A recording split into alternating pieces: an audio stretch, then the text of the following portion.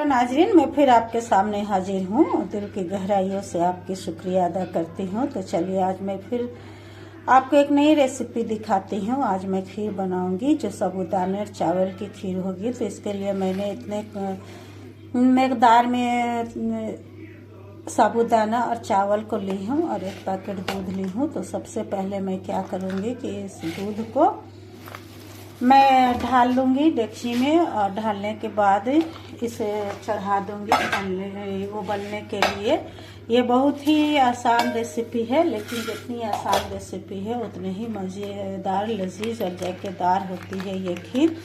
चावल और साबूदाने का खीर अब तक आप नहीं खाए होंगे, लेकिन इसे एक बार ज़रूर बनाकर ट्राई कीजिएगा। मैं कह रही हूँ ये बहुत ही पेट के लिए बहुत ही मुफीद है। साबूदाने से पेट में मैदा को ठंडा रखती है और हमें फ़ायदा पहुंचाती है। तो देखिए, इसके लिए सबसे पहले मैं इतना दूध ले ली हूँ, एक पैकेट दूध ली हूँ और इसमें बहुत ही कम मकदार में साबूदाने को और ये चावल को मिलाकर मैं डालूँगी। एक लजीज, जायकेदार, मज़ेदार, टेस्टी रेसिपी होगी। ये देखिए, ये मेरा दूध है। अब मैं इसे इस तरह से गैस पर चढ़ा दूंगी और ये चढ़ाने के बाद मैं गैस को ऑन कर लूँगी। अब दूध में जब उबाल आ जाएगा तो मैं इधर उतने देर में दूध में उबाल आने तक मैं इधर चावल और साबूदाने को धो लूँगी। इस तरह से पानी में धोने के बाद मैं इसे थोड़ी देर के लिए छोड़ दे रही हूँ फूलने के लिए। तो ये देखिए, अब ये उबाल आ जाएंगे। इस तरह से मैं इसे धो लूँगी। ये देखिए, ये मेरे दूध में उबाल आ चुके हैं, ये उबलने वाले हैं और उबल जाने के बाद मैं इसमें चावल और साबूदाने को डाल दूँगी। एक नई रेसिपी है, इसे आप ज़रूर बनाएंगे और बनाकर खाएं। ये सेहत के लिए काफ़ी फ़ायदेमंद है। जब पेट गर्म हो जाती है तो साबूदाने और चावल की खीर पेट को ठंडा करती है। तो पेट जब सही रहेंगे तो हमारी सेहत भी सही रहती है। तो चलिए, ये दूध में उबाल आ चुका है और ये देखिए, मैं इसे धो चुकी हूँ चावल और साबूदाने को। अब मैं इसमें इसे डाल दूँगी। बहुत ही कम मकदार में चावल और साबूदाने को लेना है। ये पककर 2-3 कटोरी बन जाएंगे और इसे धीरे धीरे इस तरह से चलाते रहना है।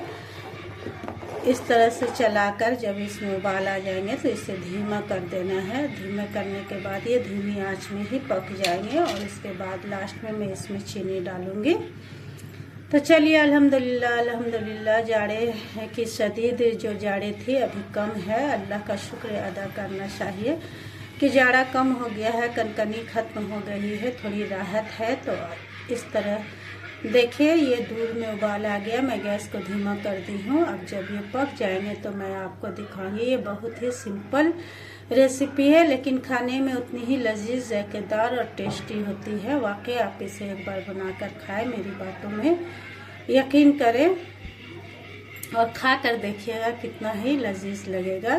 तो चलिए, आगे मैं इस खीर को दिखाऊंगी आपको। अल्हम्दुलिल्लाह, ये देखिए, मेरे चावल और साबूदाने की खीर बनकर तैयार हो चुके हैं। ये बिल्कुल रेडी है, पक गए हैं।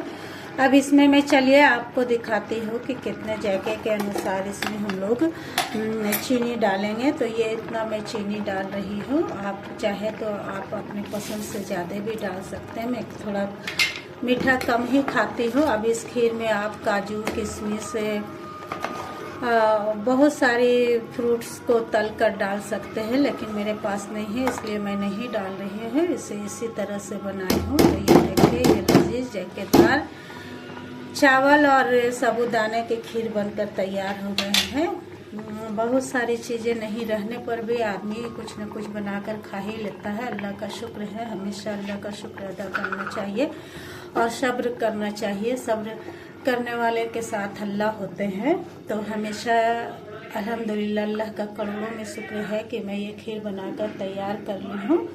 और ये एक बहुत ही लजीज, जायकेदार रेसिपी है। इसे आप ज़रूर बनाकर खाएं। हाँ, इतना ज़रूर कीजिएगा कि आपके पास ड्राई फ्रूट हो तो आप इसमें डाल दीजिएगा। ये काफ़ी टेस्ट लगेंगे। मैं सिंपल ही इसे रख रही हूँ क्योंकि मेरे पास अवेलेबल नहीं है ड्राई फ्रूट, इसलिए मैं नहीं डाल रही हूँ। तो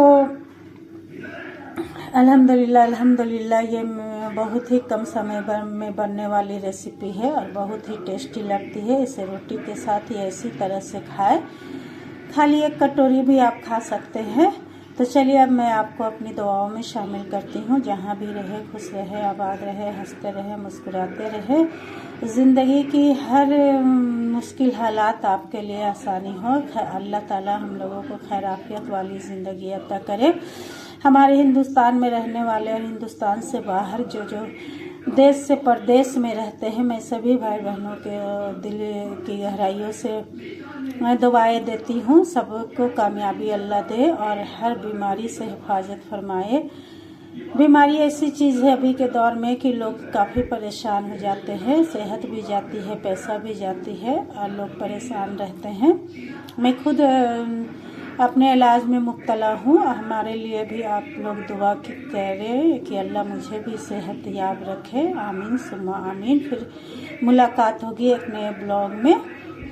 तो चलिए मैं आपसे इंतज़ार करती हूँ कि मेरे चैनल को सब्सक्राइब कर दिया करें।